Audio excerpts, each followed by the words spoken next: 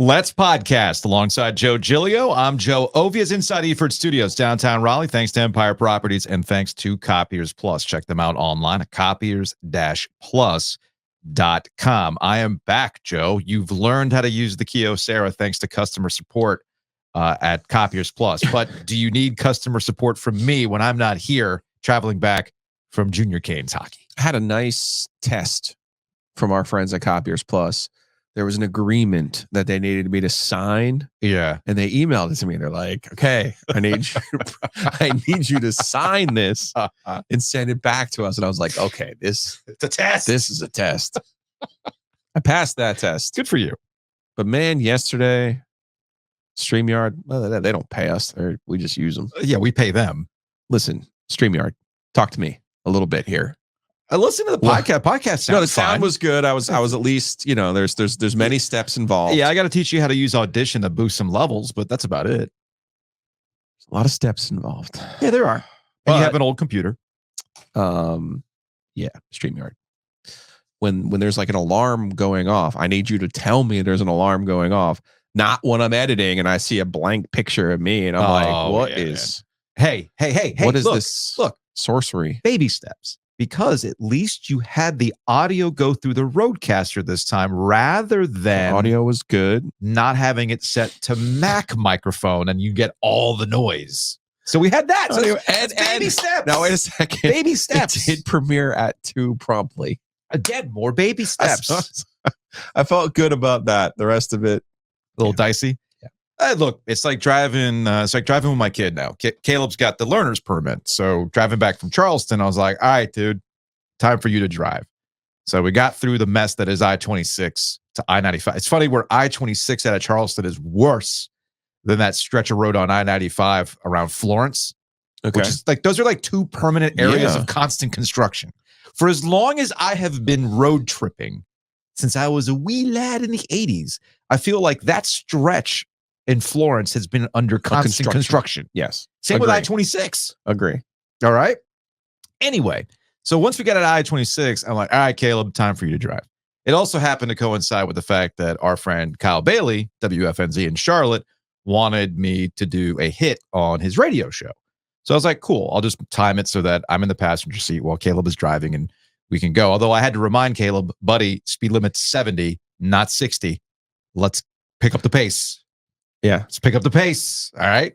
Yeah. And Kyle had me on to talk about ACC basketball, which we will talk about today. But it's like the scene from Anchorman where they're at the pool party and the Anchorman says, Will Ferrell's character says, hey, we've been coming to the same party for 30 some odd years. And in no way is that depressing. And Kyle was bitching and moaning about the NBA All-Star Game the day before. It's like, oh, it's terrible. Why would I 400 combined points, blah, blah, blah, blah, blah. And he's coming out of the break and he's setting it up and he asked me about it. And I'm like, you don't have to watch the All-Star Game. When there are events that frankly are not radio discussions or things that really get the people moving in terms of a topic, you can watch something else. Same with the Pro Bowl. I used to say this is about the Pro Bowl all the time. Pro Bowl is awful. They got to do something about this. Don't watch it. Are you that desperate for football you'll watch that crap? The answer, of course, is yes. But it got me thinking. It did get me thinking. I know you didn't spend any time talking about the All-Star Game yesterday. I didn't watch it. I mean, I'm just going to be honest. I used to love the All-Star Game. I used to love it when it was on at like 2:00 in the afternoon. Not 8:45 on NBC. I loved it when they had the generic red and blue uniforms. I even loved it, the year they were out in Phoenix and Jordan, they had the big cactus on Jordan the one year. Right. And then they started getting a little bit clever. I loved all of those. The 3-point shooting contest. But you were younger, right? I was a youth. Okay. I was a youth. So you have all that time on the road. And by that, and when I was growing up, you didn't get to see other teams play. Right. You know what I mean? So it was like, I think I've told you before about Superstar Montage when I asked my dad from the back of Sports Illustrated, because I was confused. They listed all of these great players. One of them was World Be Free. And I'm like, oh, okay. Who's that guy? My dad was explaining World Be Free to me. And then I was like, well, who's Superstar Montage? He's like, that's a collection of all of them. And I was like, oh. So, when you got to see Fat Lever in the All-Star game in, 85, I was like, oh, cool. Look, there's a deeper conversation where our entire culture of dudes our age, dudes of around our age, all we want is to get stimulated by watching sports or entertainment the same way we were with kids. And there's one key part that you can never replicate. You can never be a kid again. Yep. So Star Wars is never going to hit the same way as it did when you watched it for the first time. I'm sorry. And just like these All-Star games, it's never going to hit the same way it did when you were a kid. I cried when Kylo Ren killed Han Solo. I know, that was kind of deep. Actually, that was spoiled for me on the internet. So mad about that. It was like some bot was spamming anybody who would tweet anything about Star Wars, and I saw the clip before I actually saw the movie. Tell that to Conja Club. The All-Star games have always been meant for kids, number one. Yeah. And then you just hit on the other big part. This was your opportunity to see players you normally would not have been able to see. Now you have things like League Pass. Every game is on television every freaking night. The All-Star game in Major League Baseball used to be special because this was the only time you'd ever see these players go up against each other because the National League and the American League were separate. I want to see Dwight Gooden pitch against Don Mattingly. Right. That was the only time you were going to see it. Other than maybe they get into the World Series at the same time, which is the chances of that are very, very slim, right? And I would say that it wasn't Bud Selig with the whole tied game that ruined the All-Star game. No, interleague play ruined the All-Star game because you started to see these games actually take place. Takes the novelty out of it. Takes all that novelty out of it. And I was thinking about this in our conversation with Tom Dundon, owner of the Carolina Hurricanes. And remember, we had asked him, all right, cool, Stadium Series is done. What's the next thing? All-Star game? Bring that back. He says, no, I want another one of these. And it coincided with the fact that it was a year, this weekend, President's Day weekend, was a year from the Stadium Series. We saw another Stadium Series at MetLife Stadium. And I enjoyed the walk-up unis, the walk-up fits for the Flyers and the Devils. Did you see that? No. So the Flyers showed up looking like Rocky in the sweats. Oh, nice. And the Devils out here looking like Sopranos. Okay. Like they had the windsuits and stuff like that. Okay. And it's always okay to make fun of my culture. Isn't that funny? Just so you know. Isn't that funny how that works out? So just so you know. So the Stadium Series is an event. The Stadium Series is unique. It's a spectacle. And that's what you have to sell people now. You got to sell them on a spectacle. And the All-Star Weekend in a variety of different sports is no longer the spectacle it used to be for all the reasons that we just laid out. It's especially bad in the NBA because in the NBA, the All-Star event is in the city and the parties, not the actual game itself. And the event of the weekend ended up being not the game, which I think most people recognize will never be the game, but it was Steph versus Sabrina in a three-point shooting contest. That's a spectacle. That's an event. That's what gets people going. And I feel like we've been bitching and moaning about the dunk contest for 25 years. And it's just like, do you hear yourself? Do you hear yourself? And I don't think people do. The big news from the All-Star game weekend was Adam Silver potentially saving college basketball. Yes. That's what the big news. Yes. Adam Silver potentially saving the future of Duke basketball. Yes. Was the real news of the weekend. It's funny. I jotted this down that Silver had a buried headline in that he said that they were going to reassess the G League Ignite development, which started, 3-4 years ago? I think it was in 2020 when it started up. And it's produced some lottery picks. What do you got? Jalen Green. You've got Scoot Henderson from last year, with Jonathan Kuminga is another guy that came out of G League Ignite. He said, quote, "The players now have great economic opportunity available if they want to take a traditional NCAA path, and that the quote-unquote unfairness of the previous unpaid model is no longer a major concern. I'm not sure what the future of Team Ignite will be, because before there was a hole in the marketplace that we thought that we were filling. Now my focus is turning to earlier development of those players." And he talked about the European model and how it's more based on practice versus games, et cetera. And it is interesting that after years of... This is not deep enough on the conspiracy level. Adam Silver's a Duke grad who's trying to save Duke basketball. No, that's not it, man. That's what's happening. No, that's not I'm disappointed. You go on vacation, you lose your tinfoil hat. No, that's not it. My first thought when I saw this wasn't any sort of conspiracy or tinfoil hat. It was more along the lines of, you freaking idiots. College presidents. Oh, yes. ADs. Yes. We've been screaming for years. The NBA is you got to do something. You got to do something. You got to do something. No, you need to do something. Much like what we see with Congress. Please help us. No, you control your own fate. And all it took was for colleges to go, damn it, fine. We'll bring in NIL, and players like Armando Bacot will stick around longer. Duke can have a general manager and they can have all these NIL marketplace deals. And suddenly the NBA folds like a cheap suit because the NBA is like, man, this is money we don't have to be spending because they're more focused on NBA's got bigger problems right now, as I related to with the All-Star game, which is a separate conversation for a separate day. But to bring it back to college basketball or college sports in general, do you see how easy it is to save your damn sport if you just paid the players? The NBA just folded like that because you're paying players. It's not a conspiracy. It's just good business, man. I prefer conspiracy. All right, that's fine. That's fine. No, I thought that was the big news of the weekend. And I'm kind of sort of joking. Mm-hmm. But the truth of the matter is you're going to see it again this year in this draft. Even if it's not great players, it's twofold. The NBA needs, let's take Kevin Durant. Sure. Kevin Durant's popularity in part is because he spent a year at Texas and we were able to watch him and go, oh man, this guy's going to be something. And then you have a connection to your point about nostalgia. Same thing with Zion Williamson. Could Zion have played and just done dunks for AT&T and EA Sports? Of course he could have. But we have these moments. We have these connections. NBA wants players to play in college to have the recognition so that when they get into the league, there is a connection. Scoot Henderson, Jalen Green, both very good players at an early age, but you're looking at them and you're going, well, why don't I know who that is? Next year when Ron Holland saw him. Is a top 5 pick, you're going to go, wait, where did that guy go to school? That's always like our first thought. And the issue there, of course, is, and what had really prompted Silver in some of these conversations, the players, first of all, there are more European players in the league now than there have ever been. I think it's up to 30% now. And second of all, the best players now, Giannis, Luka, Doncic, these are European guys. By the way, that's how you save the All-Star game. Go Euro versus America. Mm-hmm.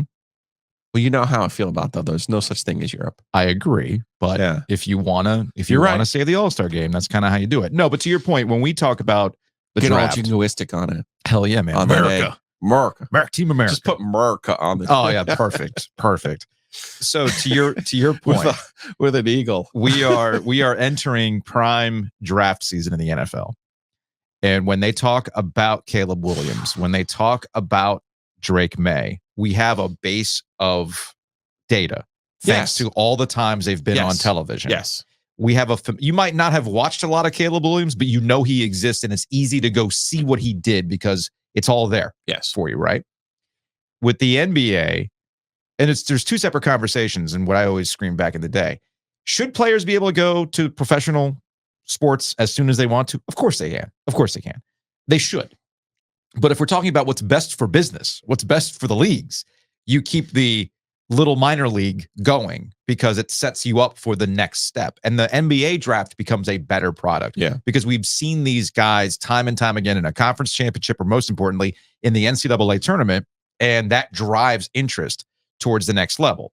And it's surprising to me that this kind of logic doesn't win out, but sometimes I forget that the NBA culture is a completely different culture. That was another issue that I wrote down for the NBA and all these problems. Like the NBA has got this weird ratio where it's the only sport on a couple different levels that's a problem. But I feel like it's the only professional sport where you spend less time actually watching games and spend more time consuming content about those games. People spend more time consuming podcasts about the NBA, social media about the NBA, TV shows about the NBA, a very concentrated group of people whose job it is to watch the NBA for you, and then you just consume that product on a night in, night out basis, and it's more of a gossip thing. I feel like the NBA is wholly unique in that compared to, say, the NFL, Major League Baseball, and the NHL, right? But I think there's a way to fix that with this draft and everything else. But these are like deep layered conversations we can probably spend an entire summer talking about. But I'm with you. I thought the buried lead, honestly, was about Adam Silver and the G League Ignite and how they want to go about things into the future. So something to keep an eye on. Housekeeping brought to you by Enovana. They're actually coming to the house today. Very excited about that. Check them out online, enovana.com. And you can schedule a one-time cleaning. You can set it up for a recurring cleaning. And I actually was asked this from a listener recently about when the question was, would you trust them to be in your house when you're not there?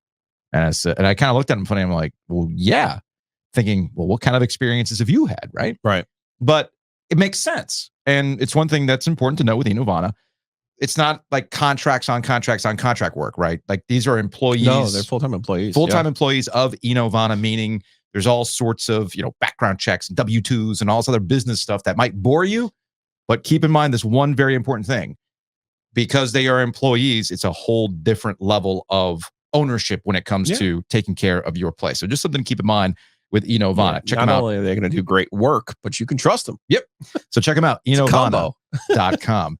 One thing on my road trips, I will say this about, look, I didn't see any breeze-throughs on the way to Charleston.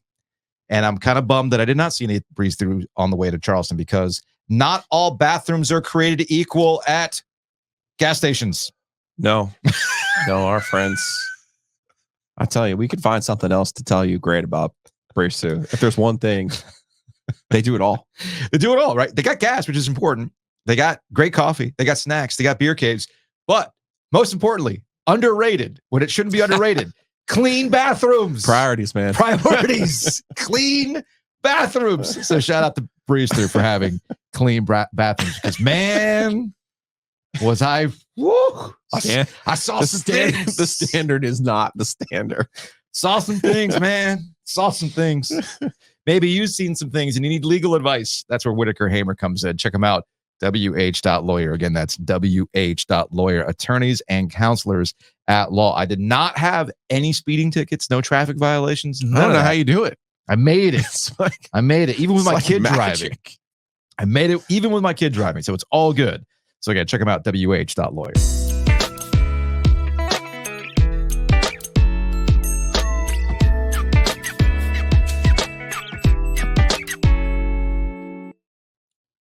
So this morning I was doing what I typically do, and I went through the Canes PR folder for audio.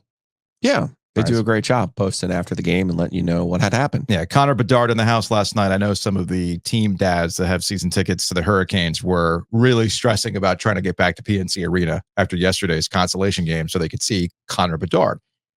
Worth the price of admission. He produced last night. He absolutely produced. It's funny. I saw a couple tweets about how, man, Chicago is not, you might have even tweeted this. Chicago is not good. Defensively, not good. Canes took advantage of that. They're a minor league team. But you know what? If you're wondering where the Canes minor league affiliate went. But you know what? They got Connor Bedard. And he made some plays last night to make things a little bit interesting at the end. So I go to the audio. I wanted to hear what Rod Brindamore had to say about Spencer Martin. I wanted to hear what he might have had to say about Freddie Anderson because he was in the starter's crease in the morning. And I hit play, and this is what I get. Yes. Yes, you do. That's why you can't hear us. The signature Joe Giglio giggle. The high-pitched, making a joke or something. So what's this about? What were you going on about? Yes. Yes, you do. That's why you can't What hear is us. that? This is why he can't hear us. What were you talking about? So, well, you can bring Luke in for this part. I will. He can back us up here a little bit. So for the third, when I'm there for AP for the third period, I go down to the press room and I watch the third period on the TV and listen to Mike and Tripp and type it up because you have to hit send. You have a very big. It's a very big responsibility, sir. Yes. So when I got down there, Tom, who has replaced Father Dick as the person who guards the door to the press room, said to me, "Hey, just so you know, they put an extra refrigerator into the press room that you guys have access to." He's like, "Those are all drinks left over from the Journey concert." So apparently Steve Perry's replacement wasn't very thirsty on Saturday. So there was like a whole thing. Luke even found some LaCroix. I mean, it was exciting. Nice. Oh, the one sugar-free Red Bull. And what I believe what Joe was laughing at was my joke, which was don't stop rehydrating. That's right. That's right. Not a good one, but and then there's Giglio at the end. I was really hoping you were saving the only first place at Stanley Cup. And then it cuts off. Yes. It cuts off. It cuts off. Well, you know, Rod's very serious. So I had to give him I thought we only used the new secret weapon for, champions and first place teams. None of this last place crap. You can't give him any layups. What are you doing? I don't know that Rod saw the same degree of humor in that. I thought it was funny. Well, if it was a true windup, I would have given him as for pure purposes of our entertainment purposes only, Luke and I would have given him everyone knows Nick Wallin is the real secret weapon. But now Spencer Martin is the new secret weapon. You know what you could have hit him with if you really wanted to, just for our own self-amusement, is the old, Paul Maurice used to say, sometimes these backups are as good as the starters. They just only get a chance against us. Hey, but wait a second. He did kind of give us the first game back from a road trip. I was worried. It was on the verge. I'm not giving it a full yes, but it was in the air. The broadcast did it for him. Did they? Yeah, the broadcast clearly got the talking points. And I'm not talking about Maniscalco specifically. Clearly this was a broadcast wide talking point. They talk a lot about zone time. Yeah, kind of. Yeah, that's a Paul Maurice special right there. I was going to say, before I forget, you are coming with me on Thursday. We are going to talk to Paul Maurice. We're going to find out if he was really dissing me last year during the playoffs. And we also need don't even fucking start with me, Joe, from Mo, for the record. We need one of those for a transition. Well, what time? Well, yeah, I guess I can book it over there after because I had to move the beer podcast to Thursday at 11. Joe. Priorities. No, but they won't speak to the media until what? What noon? Time Thursday, Luke? 12:30. Oh, but I got time. Perfect. I got time. Team goes second, Joe. Let's do this. As you can tell, I go to a lot of pregame state availability. That's why I felt the need to say it. No, it's perfectly fine. It's perfectly fine. I'm ready, man. I've been very upfront about how I treat the Canes. It's the treat yourself of my sports watching. I don't have to cover the team. I like going as a fan. That's my thing. That's my enjoyment when it comes to the Carolina Hurricanes, which is why I need to get off social media when it comes to the Carolina Hurricanes. Because let's play a game. Who freaks out more in the regular season at this point in time, in the year of our Lord 2024? Who freaks out more over regular season results? Carolina basketball fans or Carolina Hurricanes hockey fans?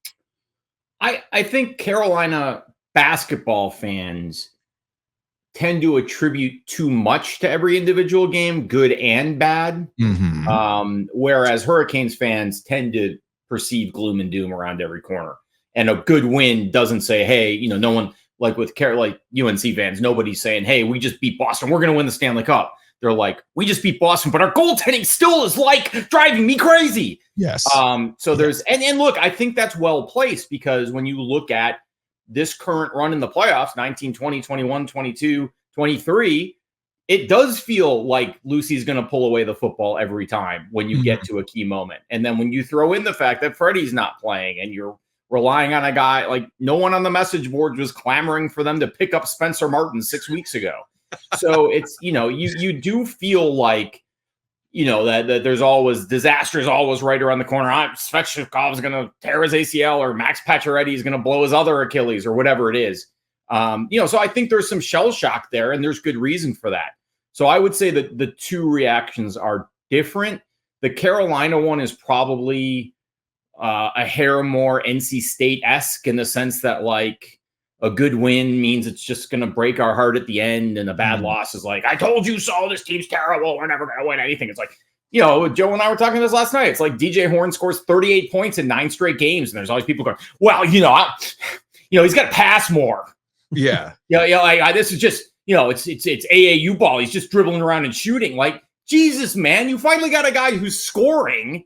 Yeah. After your team couldn't buy a basket for the first 3 months of the year, and people are complaining, "Wow, we need to get Casey more involved." Like, no, let the guy cook, man. He's finally playing like a star. Let him go be a star. Anyway, let's get existential here for a second. For the longest time, when you're young and you're coming up in this business, and you see the old guys that have been covering a league or a sport for a very long time, you can see that the joy has been sucked out of them. Okay. I mean, I don't think I'm speaking out of turn here, right? There are certain guys in this business where you're like, man, why are you still doing this? Is that fair? Am I out of turn here? Is this like a subtweet of a conversation? No, not necessarily. Maybe it's you. I don't know. I'm not speaking to you. I feel very targeted all of a sudden. I'm not saying that to you. I mean, hey, hit dog will holler, right? Isn't that what the kids? Well, I'm sure there's a little of that to be sure, but Maybe I that's felt like I didn't know where this was going. No, this is where I'm saying let's get a little existential here, right? But sometimes I wonder if it's not us, because we've seen all sorts of things, and sometimes it can be a little bit of drag, and we've seen things happen over and over again. And yeah, you can get a little jaded about stuff, but you are illustrating a point where fans actually can be way more jaded than the people who are covering the sports for a variety. Like I said, why can't you just take some enjoyment from the fact that your team won, right? And I know that's what's going to happen at NC State tonight. Like, there's almost like damn it, why are you building me back up again? I thought this team was over. I thought the NCAA tournament was out of reach, and they went and beat Clemson. Damn it. So now I have to pay some little attention to Syracuse tonight, and I'm only going to get disappointed. Now, who's more jaded?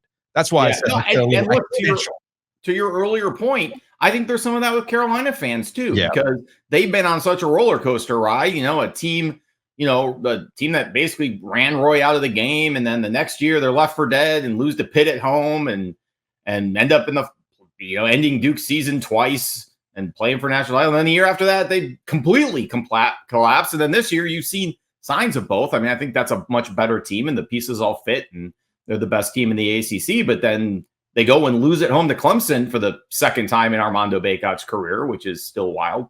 That no other UNC player can say that. But it's just, I think part of that is fandom.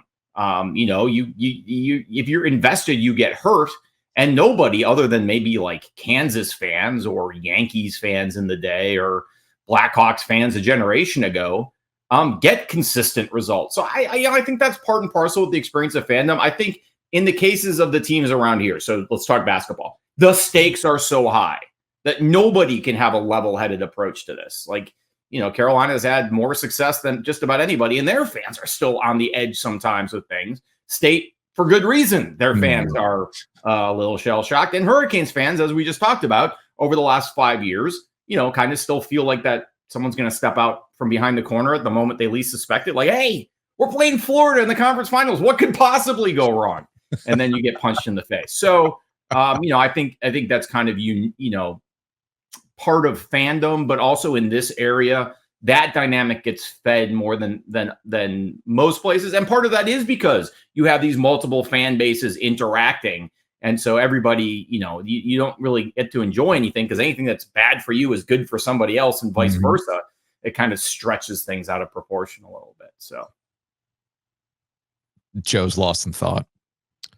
Well, I was thinking of what Rod had said to us a couple of years ago about because you've made this point about football. We've turned all of our discussions into football, where every game is a referendum on the team and the program and the conference and everything else.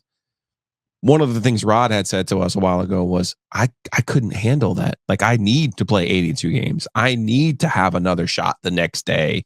And there is more of a season long, up and down, but you deal with it and you move it along. Yeah. Are you trending in the right direction? Also, to, the specific to hockey, man, you could be playing lights freaking out at the right time, as everybody likes to obsess over. And then all it takes is one hot ass goalie to ruin your entire postseason. Or one bad power play in the case of the Rangers series in 22. So yeah, there's that.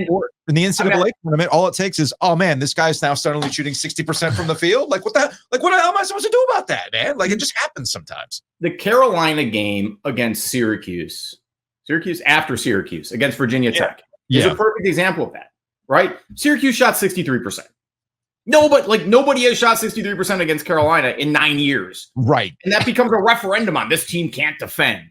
Well, I mean, yes, opponent three-point shooting was going to regress to the mean eventually. It was not going to stay as low as it did the first part of the season. And yes, UNC could have done a better job on some of their coverages on Judah Mintz and the other guy, JJ Starling. Girard. Yes, thank you, JJ Starling, the new Joe Girard.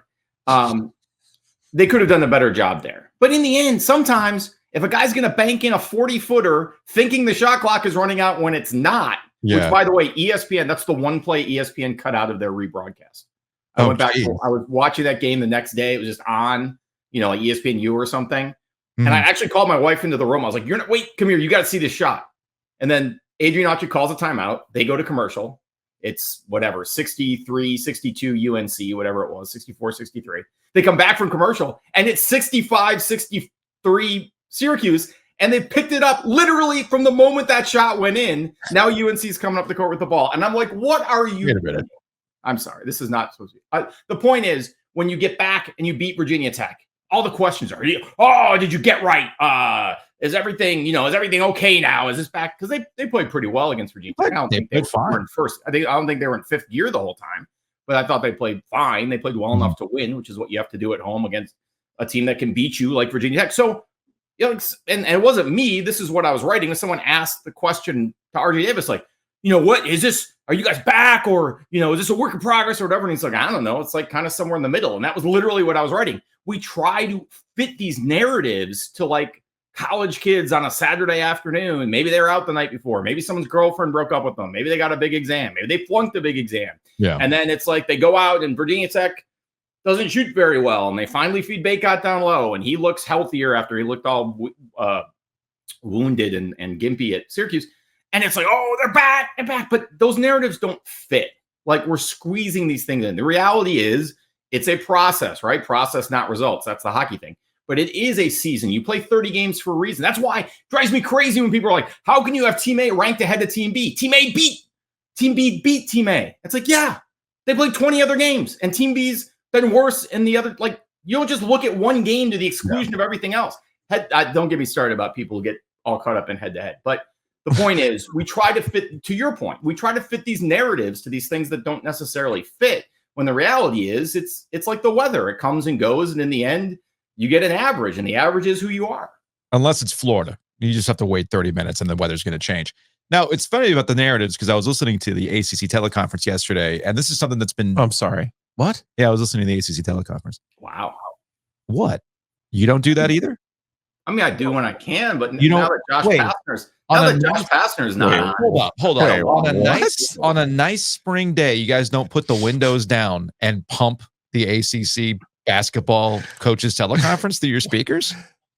Sunglasses on, vibing, cruising downtown Fayetteville Street, listening to John Shire talking about toughness. You guys don't do that? Am I the only one? Okay. Wow. You guys are missing out. So Shire, I thought your sports talk radio kink was bad. oh no. My press conference kink is even worse. So Shire addressed the whole, is this Duke team tough? Because that's something that's been, speaking of narratives and discussions around teams, you've got a Duke squad that has the same amount of losses in conference as UNC. And we're trending towards yet another very interesting game between these two teams, after it looked like that game in Chapel Hill was like, oh man, well, clearly UNC is atop the league. There's this separation. As to our point, no, there's still a lot of games left, and things have bunched up in the ACC. But one consistent knock on this Duke squad has been about toughness. What was it? I think it was Chris Mack a couple weeks ago brought up the fact, it's like, I don't know if they got a dog in them, right? And he was asked this question about the toughness. Do you have a dog? And I thought Shire's answer was pretty interesting. I think some of that talk is kind of funny to me, because how many teams that in the country right now have 20 wins, and people are talking about how tough are they, or do they have dogs? How do you get 20 wins without having that? And our guys, are they perfect? Have they had moments where they've? When I say our guys, that's our team. That's us as a staff. That's Duke. That's. Like, are there moments where we could have played better, or we didn't play through the contact like we needed to? Of course. But that's part of, you could show that for any team in the country. That's why there's no team that's undefeated.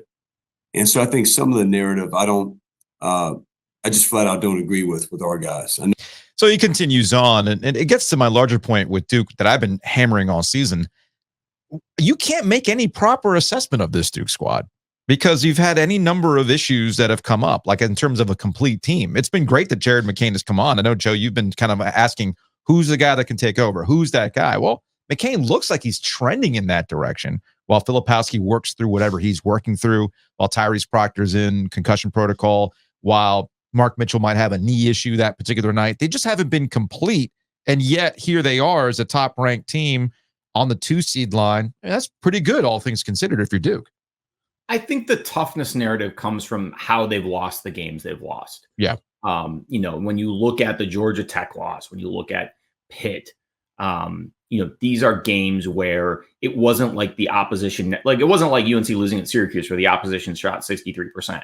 You got beat on key plays. The Carolina game, you got beat to loose balls. You got beat on key plays. You got beat by a tougher player in Blake Hinson at home who showed you up.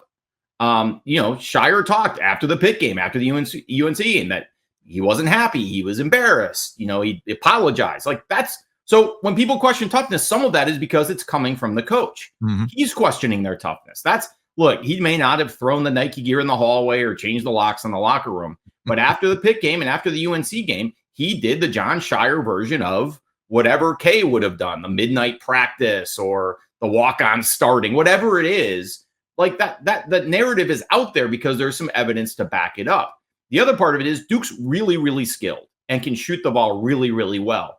And when all their pieces are working together, it's a really good offensive team. I just don't know, and this is always a work in progress with Duke. That's typical. I just don't know how good a defensive team, like I don't know what their ceiling is with the players they have. They don't have a rim protector. Who would you say is their best on the ball defender? Is it Jeremy Roach? Is it Proctor? I think it's Proctor, but I do too. Happy to be on the court. Nobody's sitting out here saying, it's not like State where it's like, Jaden Taylor is their best on the ball defender. Sure. JC Morcell is their best off the ball defender. Like these are obvious things. And they, or UNC. So, I think that's where that narrative comes from with Duke. That said, like I had Duke number 1 in the preseason. Like this is a team that has an extremely high ceiling. And I think the fact that, you lose at home to Arizona, which is a great game and a game that everybody should play. And you lose to UNC there and you lose at home to Pitt. Like you have these losses. You're like, why isn't this team winning the games, that you would expect a number 1 team to win? So I think they do suffer a bit from expectations that they're evaluated differently, perhaps. But in the end, I think that there's some, despite what Shire pushes back on, when you look at the games they've lost, I think there is some validity to that toughness, whether you want to call it, getting after loose balls and hustle or defensive intensity or fighting through screens or, D'ing up on a guy who's kind of made it your mission to beat you. That's where Duke's fallen short this season. It hasn't been necessarily that they've gone out and shot 22% 5 games in a row. So I get where he's pushing back. And I don't think that like Duke is a soft team necessarily, but the games that they've lost, when you go back and look at the issues, especially the Pitt and Carolina games, it was toughness, mental, physical, whatever you want to call it, hustle, effort, and a team like Duke shouldn't have those issues, not with the talent they have. I feel like that Arizona game is the one that set the die for the season. First Friday of the year. And they got pushed around in the second half by Arizona, who is really Gonzaga. And we don't exactly always assign toughness to Gonzaga and Arizona. We think of them as West Coast, up and down skilled teams. And I think from that first Friday in the season, we've had an idea of what Duke is or what they aren't. And I think even going back to the preseason, we thought Kyle Filipowski is going to be, Luke and I were talking about this yesterday. Like, where does he fall on the great white fours that Duke's had? Right? He's obviously not Christian Laettner. Can we please stop comparing any of them to Christian Laettner? But is he like a Matthew Hurt? I'm already thinking about Cooper Flagg. Is he Ryan Kelly? Ryan Kelly was a little Randolph. Yeah, Shav never got a chance to be Shav. He was the screen setter eating his steak. But, I think we had an idea of what Duke was supposed to be this year with Filipowski and Proctor. And it just hasn't. And neither one of them have played the way that we thought they were going to play or showed us how they were going to play at the end of the year. It's funny because I'm watching UConn and Marquette on Saturday, and I was Leonardo DiCaprio pointing at the screen going, I'll just say it. Fucking Shaka should be at State. He would have destroyed at State. Think of the alternate gemstone universe where Shaka is running hot in Raleigh right now. And I'm looking at Danny Hurley and I'm going, oh, that's who Archie Miller wants to be. That's who he wants to be. And then I'm looking at the coaches in the ACC and I'm going, okay, these national guys who you get on for taking the ACC down a peg. Oh, they love these guys. I think they're watching these teams. And UConn right now is both of the teams. Now, Marquette got destroyed. but they play with an identity. Yes. And they play like UConn is playing like off the charts right now, effort wise. And as my friend But- Sidney Lowe like to say, effort is a skill. Okay. Can I push back on something though? Yeah. With Shaka. Shaka would not have run hot here in Raleigh. I think he could. No, because NC State doesn't have a basketball identity anymore. Everything's been chasing football. but like No, in no, 12, when he should have been there. He went to Texas and found out real quick that this ain't Yeah, it. but because Texas is not, he could have gotten the Baltimore DC Nova kids in to Raleigh. Maybe. He could have. Maybe. By the way, that's how the 83 title came about. But the reason why I'm bringing up Marquette and UConn is because those are two schools that's what they care about. Oh, yeah. That's what it's all about. Okay. And we've talked about this with NC State related to Kevin Keats. What's the want to factor? What's the focus? And I think part of the ACC's issues, and we'll close on this part of the conversation with Luke. Part of the ACC's issue is that a lot of people have been just chasing the football dollars. They're trying to chase the SEC. They're trying to chase the Big Ten. And when you do that, you've lost an identity of what you should have been all along. All right. And for some schools, it's you're basketball. They took it for granted. And I think they're learning that lesson the hard way right now. And then on top of that, the SEC can go out and get whatever coach they want twofold. One, they can pay them and they can staff them, unlike the ACC, because they don't have that TV money coming in. And then there's the other part of it too. You are a secondary factor. We want you to be good in basketball, but you know what? If Nate Oates doesn't get it done at Alabama, no big deal, because hey man, spring practice is here. We got to be just worried around the corner. Just around the corner. We're good on that. You don't have that in the ACC in a lot of schools. You just don't. And it's funny because the ACC ate the old Big East, and then the new Big East has gone and done what the ACC should have done and said, hey, here's who we are. Here's what we're good at. We're going to sell that to Fox in this case, and we're going to be good at it. And we're going to win national championships, and we're going to do that. And we're not going to get caught up in this football stuff. I'm the wrong person to ask because I've come to the point now in spring of 2024 where I just despise college football. These bloviating coaches and the war mentality. And it's just like, I don't like, I'm sitting quitting Georgia State to go take a position job at South Carolina because, damn. And then the whining about NIL. I'm only making $10 million. How am I supposed to work in this job with these kids asking for money? Like football coaches, what would somebody think of the football coaches? Like, shut up. You are the most entitled, whiny. I mean, the whole bunch of them.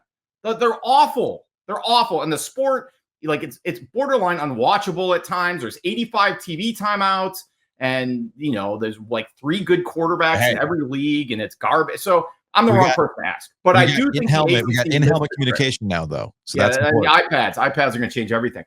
I do think the ACC missed a trick. And we talked about this a lot, the sort of NASCARization of the ACC through expansion. You lose what made these schools want to join you in the first place, the same way NASCAR did when they left Rockingham and went to Las Vegas. And what has NASCAR rediscovered? Hey, maybe if we put some money into North Wilkesboro, people will start to care again. And guess what? That works. So why shouldn't the ACC go back to Reynolds for the 75th anniversary of its tournament? Because they're idiots and they cannot take a good idea unless they think they came up with it themselves. Unless Fish give it to them. I had a perfect plan for an 18-team ACC tournament. Monday and Tuesday, you play 2 4-team pods off-site, like in Charlotte, you do it at UNC Charlotte, you do it at Bojangles.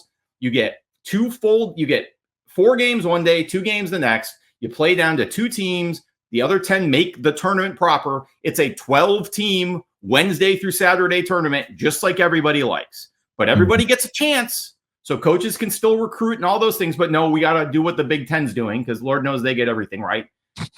I'm just so frustrated with everything right now. Like I honestly want to start becoming a Seminole booster just to kind of mess with the Ace. Like send them a check for $100, like we did with Jacksonville and Artis Gilmore in 2015. Hey, we got time. We got time ahead of ACC 4 days of ACC kickoff. Just saying, we got time. You guys, I want to tell you right now. I hope you guys have a great time. I hope you enjoy it. Yeah, it's going to be a blast. I'm going to be so sorry to miss it, but you guys are going to kill it. I'll look forward to following along with you guys. It'll be awesome. It's going to be 4 of the best days of your life. All right, Luke, get out of here. We'll talk to you later, man. Luke DeCock, he's an observer on the Eastern Automotive Group hotline. Well, I guess my point. Here's Luke. Just hating it.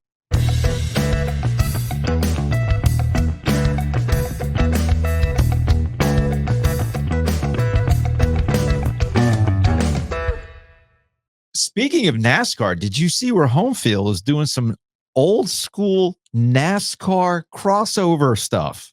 Whoa. Like old school Rainbow Warrior Jeff Gordon merch. I'm excited about this kind of stuff. I'm rocking a Home Field hoodie right now. Check them out. OG23 is the promo code. Homefieldapparel.com. This is a super comfortable hoodie. Imagine this Rob Lowe-esque Home Field athletic department, but with your favorite team on it.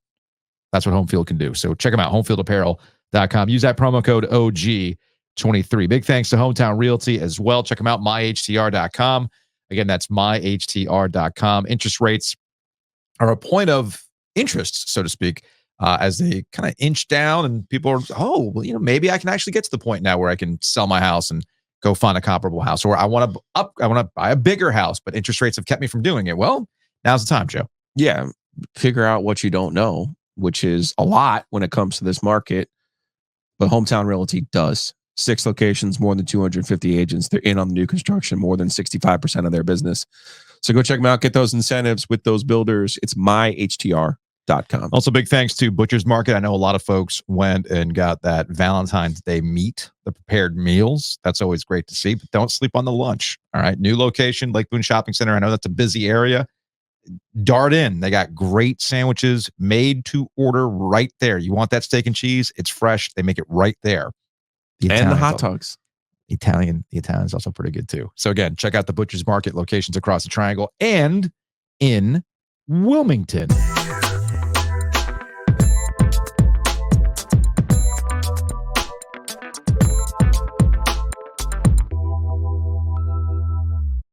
It's definitely not the piano. Hey, baby, I hear the blues are calling. Let's get out of here on some Hey Joe questions. That is a transition to an obvious topic.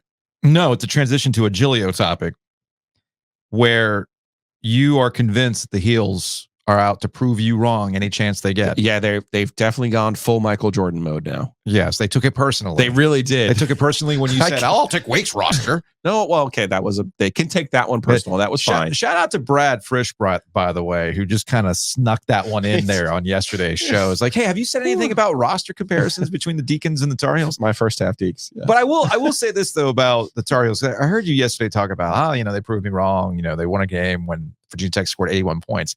We're getting really arbitrary here. I think the same thing. I think the same. No, I think the same thing applies to the Tar Heels. I think the Tar Heels are very, very simple. Okay, very simple. And we've been right about the Tar Heels the last couple of weeks. Defense is your identity. The question that has not been answered yet was the defense that we saw at the beginning of the season in the ACC in conference play, or what we're seeing now, a regression to what you probably are? I still think that their identity is defense. We've seen you capable of doing this, but there's ebbs and flows to the season. I get, things can kind of get a little squirrely from time to time. I've spent a good chunk of time kind of adding context to Carolina's losses when they lost 3 out of their last 5 and things like that. Easily explainable things.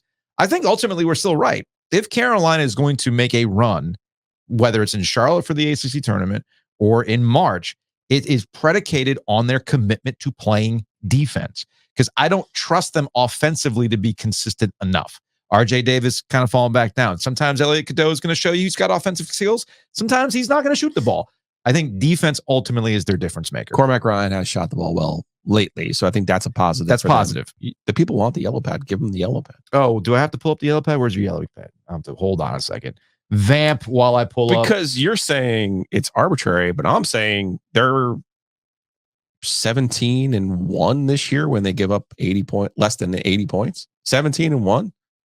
Like the only loss was to Georgia Tech in a game that we can definitely agree was a little bit of a fluke. So what do we got here? When the opposing team scores 50 to 59, they're 4-0.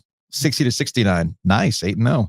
70 to 79, they're 5-1. 5-1 with the loss to Georgia Tech. 80 to 89, 2-5. 2-5. 5 of their 6 losses are when they give up 80 points. And of course, that 90 plus is the Tennessee game where they dropped 100.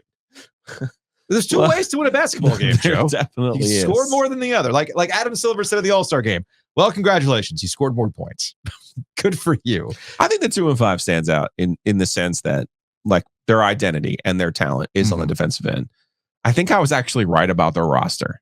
And I think that's what this recent stretch has proven. Okay. I'm not saying that to be a jerk. I'm saying it like what it was intended as was you have a bus driver in Davis. I think he's the only elite scorer on your roster because Harrison Ingram, rebounder, he's a little bit of a better passer and playmaker than he probably gets credit for. Super hustle, but his strength is really defensively. Then you look at Cormac Ryan. While yes, there have been some games lately where he's been shooting the basketball, I think he's another guy who understands the concepts of team defense. 6th-year player. Here's a guy who kind of knows what he's doing, knows how to fit in and make the players around him better. Specifically, RJ Davis. Cadeau obviously is a variable. As Brad pointed out yesterday, the Heels record when Bacot has big games is not great. Not great. That's why when getting into this conversation, I'm not going to get too wrapped up in the fact that Bacot had a monster game and they won. I'm not going to get wrapped up in that because we have more data to show. No, it's good. It's good that they can win that way. It's good, but I always push back on this business of, no, you got to feed Bacot the ball. No. Let RJ drive the bus. Yes. And I think that was the early season formula. Defend like hell. Defend like your hair is on fire. RJ hits, and then how do you support RJ as that real go-to guy? And I do think you're saying arbitrary, but the truth of the matter is when 5 of your 6 losses are basically because you didn't defend at the necessary level, I think that indicates this is how you can win. Yeah. And of course, like you said, the NCAA tournament is a random chaos generator, but we know the one thing that travels. That's defense. Defense always travels. Let me walk it back a little bit. And I guess the part of my issue is that when I spend a lot of time driving, I've graduated from listening to sports talk in other markets to let me just consume a bunch of podcasts, right? Because I want to see what our new peer group does. Okay, what works, what doesn't work. It's always sobering, Joe. You got to be careful with that. Sobering in what sense? When you realize who your peers are. I prefer to think of Cam Newton as our new peer. Yeah, I mean, when we talk NFL, that's who I like to compare myself to. Right, because we're putting our years of experience in the NFL and our MVP season. No. That's our peer. peer. Super Bowl. That's our peer. That's my new peer. No, it's not. Very proud of that one. Me and Cam. And Draymond Green. Remember our first week? We were ahead of Draymond Green. The Apple charts. Yeah, for like a week. Hey, these are our peers. No. Yes. No. Yes, Joe, by definition. No. Yes, Joe. No, I see where we are in the charts. No, most of our peers are like a locked on, like that sort of a thing. It's fine. No, I know what you're saying. I enjoy that. No, like in listening to college basketball discussions, I think part of my issue right now is that we're getting so locked into arbitrary things, right? And it's like, well, when I want to tell you that this team is better than this other team, I start getting into arbitrary things about, well, they're X and Y against Q3, and they have one too many Q3 losses. And you and I have discussed this plenty. It's a made up thing, Q1, Q2, Q3. And I could just decide today, Bubba Cunningham, the AD at North Carolina, and he's part of the NCAA tournament committee, can just say, you know what, guys, I've decided that we're going to change the criteria for what a Q1 is and what a Q2 is. And is that going to suddenly change what we've seen? Is that certainly going to reshape how you feel about a squad? And I think that's ultimately what I'm getting at with your yellow pad stat. I know what you're trying to prove with the yellow pad stat, but I don't need an arbitrary 81 point to tell me that if Carolina's going to go far, it has to be on defense. But they also did prove me wrong because they're like, oh, you're over here talking about when we give up 80, we lose. Yeah. So what do? They go out and pull a Michael Jordan and say, that's when I took a burst. Your bigger problem We're going to give up a late garbage basket just to prove Julio wrong. No, your bigger problem right now is that Wake Forest is not living up to what that roster should be. Whoa.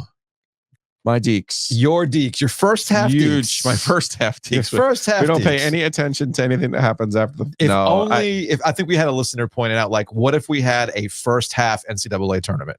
You just play a half of basketball and you see what happens. I was super disappointed.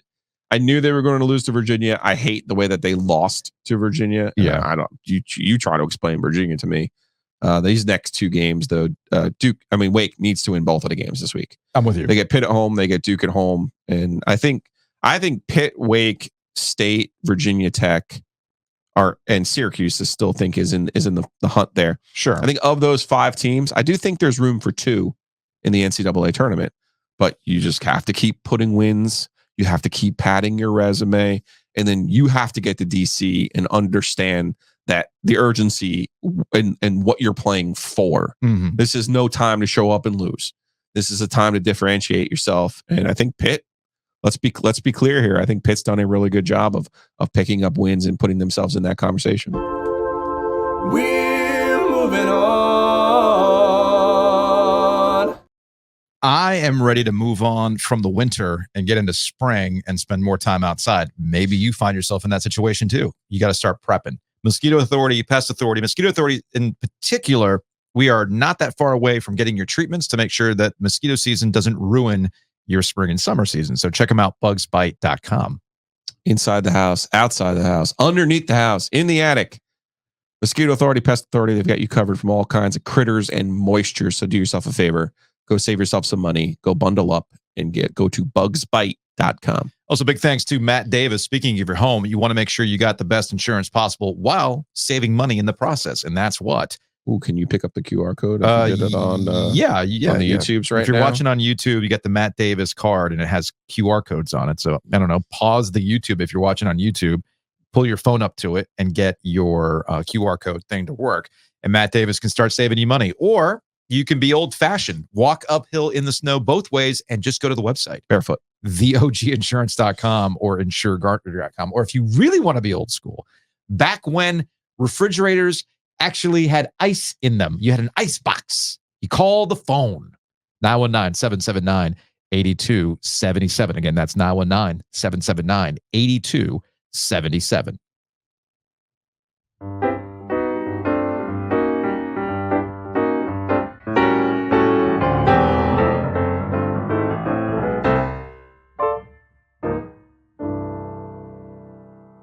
Quite stylish. From our friend Ken. Hey, Joe, what was better bomb for Gilio's soul? State beating Clumpson or Dad Rock at the PNC? If only his Deeks could have won. My Deeks. Concert was great. The Journey Toto? Toto was good.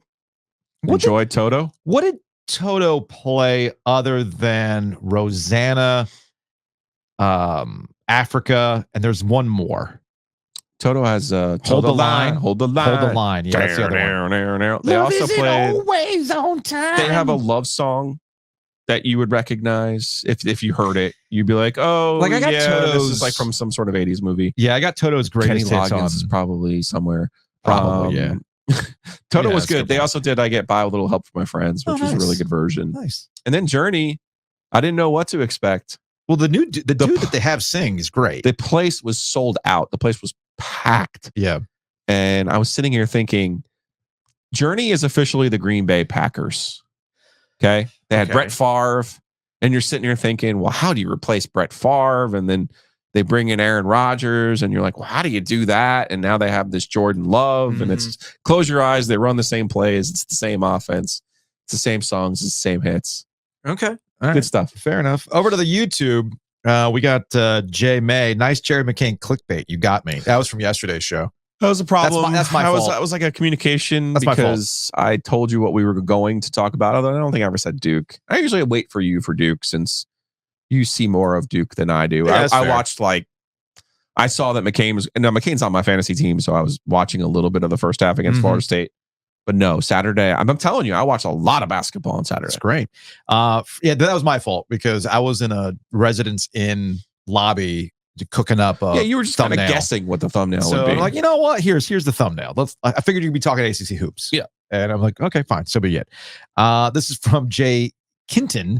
Will you guys be talking about NBA All-Star Game, or are we going to have that discussion later? Well, we had it earlier today, but this actually speaks to a larger, not a larger issue when it comes to the NBA, but we're hearing you. We've gotten a couple emails, we've gotten a couple social media responses about NBA talk or Hornets talk in particular. I'm still trying to workshop how we do this. We're going to talk to Walker Mel, WFNZ, tomorrow about the Hornets specifically. As I texted him yesterday, I'm like, so if I understand this correctly with the Hornets, they traded a bunch of guys, got fun, and now they're winning again? Do I have that right? They still have a twin. That's true. They've got that. They've been separated. Yeah. But they still have a twin, so that's important.